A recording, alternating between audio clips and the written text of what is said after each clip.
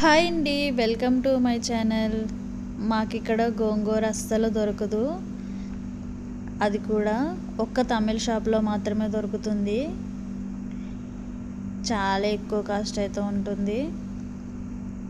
India నుంచే వస్తుంది ఇక్కడికి గోంగూర. ఇంత చిన్న కట్ట ఇక్కడ 5 రియల్స్, అంటే మన ఇండియన్ కరెన్సీలో 120 రూపీస్ అలా అవుతుంది. ఈరోజైతే నా స్టైల్లో గోంగూర పచ్చడి అయితే చేసేద్దాము.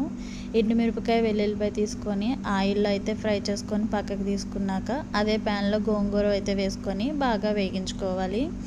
ఇలా బాగా వేగాక తీసి పక్కన పెట్టి చల్లారనిచ్చి మిక్సీలో మనం వేయించుకున్న ఎండుమిరపకాయ వెల్లుల్లిపాయ అయితే పేస్ట్ చేసుకొని మనం వేయించుకున్న గోంగూరను అయితే ఇలా దంచుకోవాలి.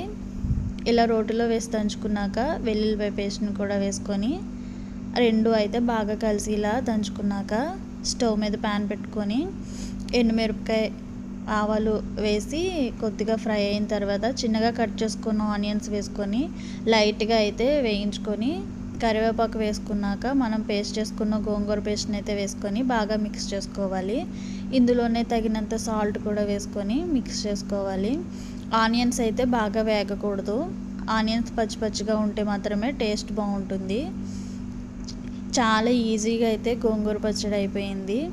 ఇలా ట్రై చేసి చూడండి, చాలా చాలా టేస్ట్గా ఉంటుంది. సింపుల్గా కూడా అయిపోతుంది. అలా వేడి వేడి అన్నంలో గోంగూర పచ్చడి వేసుకొని తింటే ఆహా అనాల్సిందే, అంత టేస్ట్గా ఉంటుంది. ఈ వీడియో మీకు నచ్చితే సబ్స్క్రైబ్ చేసుకోండి.